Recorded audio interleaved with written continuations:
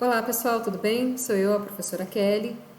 Hoje nós faremos uma revisão sobre os capítulos Mundo Desigual e Mundo Desenvolvido, tá? Então olha o seguinte, primeiro a gente vai começar sobre a definição de países desenvolvidos e subdesenvolvidos. Nós vamos ver que terão os países desenvolvidos e os países subdesenvolvidos industrializados, que nós vamos chamar de emergentes, e os não industrializados, mas nós vamos focar nesses dois aqui inicialmente, tá? Os países desenvolvidos foram no passado metrópoles ou colônia de povoamento, ou seja, as que foram metrópoles tinham alguma colônia que eles exploravam, né? E boa parte deles alcançaram o seu desenvolvimento participando das revoluções industriais, ou da primeira, ou da segunda, ou da terceira, quiçá até mais de uma revolução industrial.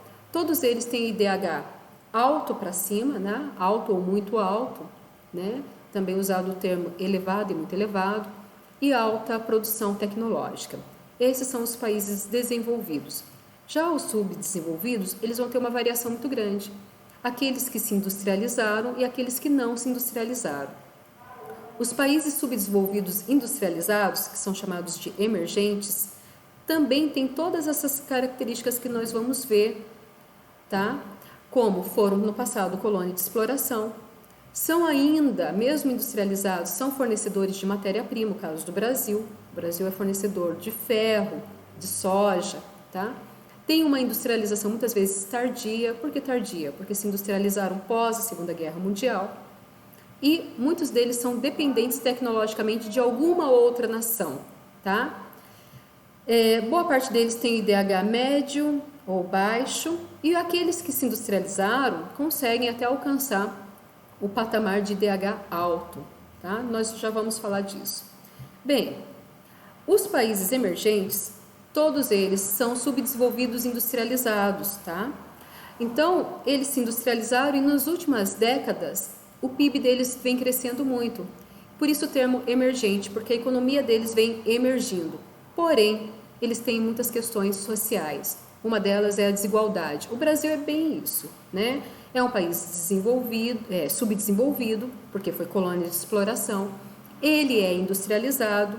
A economia do Brasil esteve durante uma década entre as maiores economias do mundo, tá? Mas tem problemas sociais gravíssimos. Isso também se encaixa a Índia, a China, o Brasil, o México, a África do Sul e alguns outros. Bem, então nós sabemos que os países que têm a maior economia do mundo, nós chamamos de PIB, né? Quando o PIB dele é muito alto, a soma da riqueza dessa nação é chamado de PIB. Então, quando o PIB dessa nação está crescendo muito, né, ela se encaixa no ranking mundial entre as 10 maiores economias. O Brasil esteve entre as 10 maiores economias durante um período bastante extenso. O Brasil chegou a ser a 7ª economia mundial, né? Bem, olha que interessante. Se somássemos todos esses PIBs que estão em alta, né, as 10 maiores economias, dá por volta de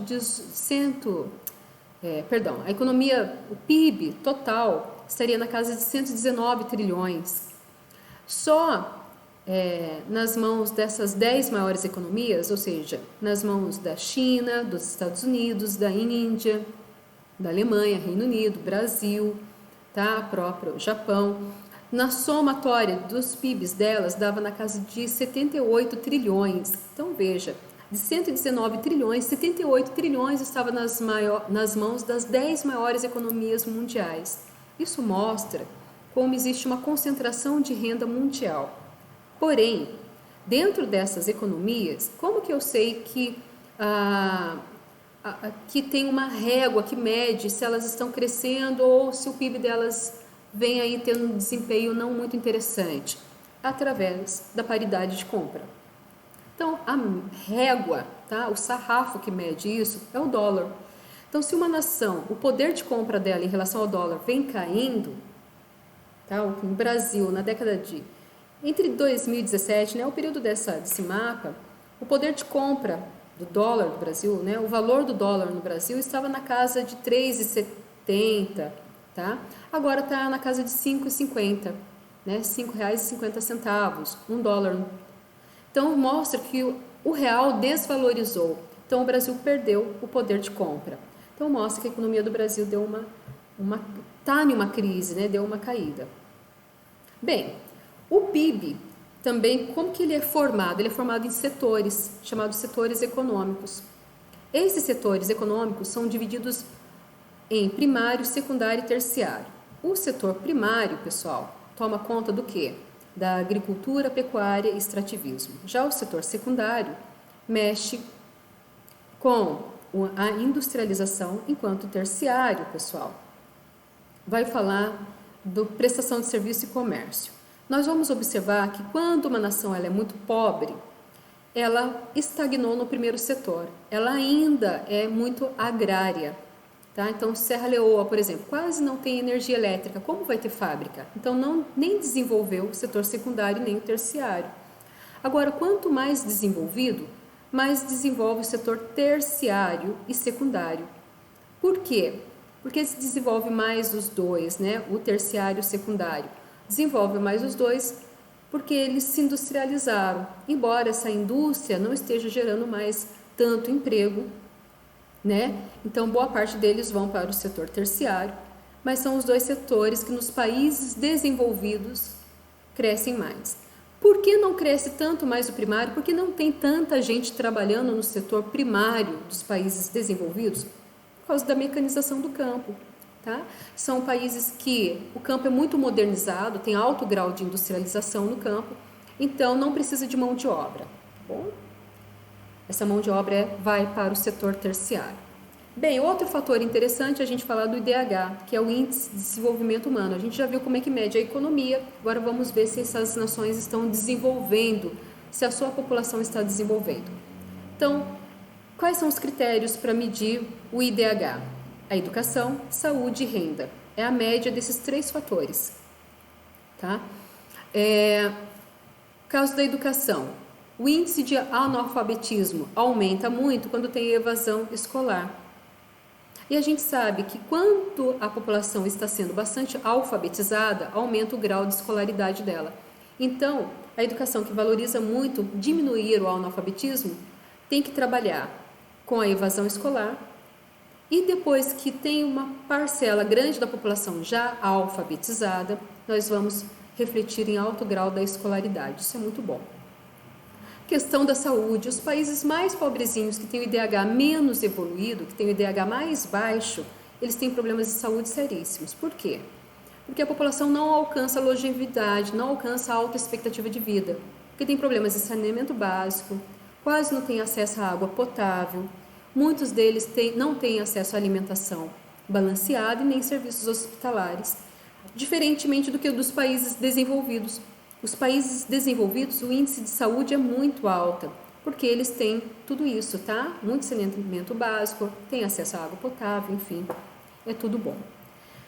A renda é uma questão que está pegando muito para o Brasil, por exemplo, tá? O Brasil melhorou os indicadores de educação e saúde, entretanto, a questão de renda do Brasil está, nos últimos 5 anos, bastante sério, porque a gente entrou numa crise econômica e a nossa desigualdade social acentuou. Então, a gente vai ver, por exemplo, que o Brasil ainda tem o IDH elevado, porém, nós temos uma parcela muito grande da população sem acesso à educação, à saúde e muito menos emprego, tá? Sem acesso à renda. O problema do Brasil está na desigualdade social. Então, embora nós tenhamos o IDH elevado, não é para o Brasil como todo, tá? Tem uma parcela da população que não tem acesso nem à saúde, nem à educação e nem à renda. Outro fator que é interessante falar de desenvolvimento, né? A gente está falando dos países desenvolvidos, e o capítulo aborda sobre a terceira revolução industrial, mostrando que todos os países que se desenvolveram participaram de alguma revolução industrial, e nessa última, algumas nações até navegaram na onda, né? Então, a terceira revolução industrial, o que ela desenvolveu? Essas tecnologias, microeletrônica, robótica, automação e biotecnologia. Um fator interessante da terceira revolução industrial é desenvolver pesquisa. Por quê? Quando eu desenvolvo pesquisa, eu crio uma tecnologia nova, que vai trazer inovação. Essa inovação vai permitir o quê? uma transformação rápida tecnológica que vai girar a economia, vai ter cada vez mais consumo de produto novo. Então eles notaram que isso é a engrenagem do motor. Todas as vezes quando uma nação, por exemplo a Coreia do Sul, tá? A Coreia do Sul investiu muito em pesquisa e desenvolvimento. Então ela foi investir bastante em criar novas tecnologias e investir na ciência. Tanto que ela investe praticamente, né, quase 10 vezes mais que o México. Por que a Coreia do Sul investiu tanto? Porque ela queria alcançar o desenvolvimento. Essa é a chave. As nações que mais investiram em P&D se desenvolveram mais. E detalhe, ficaram ricas mais tempo. Como elas ficaram ricas mais tempo? Quando eu desenvolvo uma nova tecnologia, eu posso vendê-la, tá? E aí eu tenho lucro. Essa venda pode ser feita, por exemplo, através das transnacionais, das multinacionais.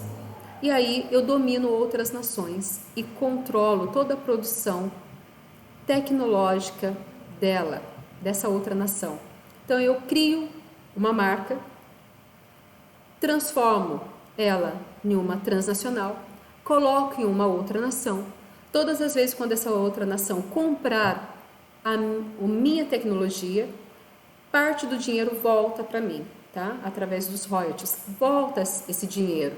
E é esse o caminho de se manter rica, tá? Se manter desenvolvida. Tudo bem? Tá joia? Pessoal, é exatamente isso que eu queria trabalhar com vocês, tá bom? Então essa é a parte da aula que eu queria trazer para vocês. Muito obrigada, bons estudos!